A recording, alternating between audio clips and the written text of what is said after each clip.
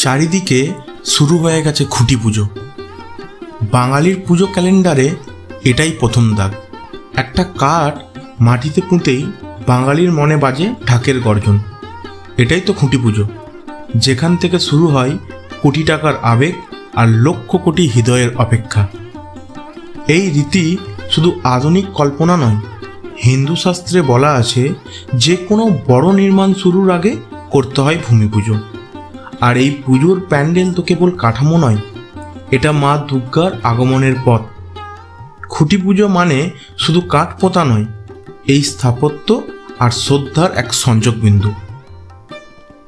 এই কাঠে বাঁধা হয় লাল কাপড়, গাঁথা হয় ফুল, আর জানিয়ে দেওয়া হয় মা আসছেন।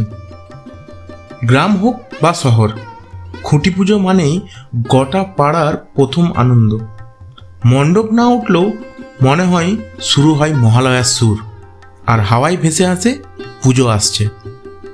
এই একটা কাঠে গাঁথা থাকে পুজোর স্বপ্ন, ভালোবাসা আর ছোটবেলার ফেরা। নিচে লিখে জানাও তোমার প্রথম খুঁটি পুজোর স্মৃতি কী ছিল। আর এমন গল্প পেতে এখনই সাবস্ক্রাইব করো চলো বুঝি চ্যানেলটিকে।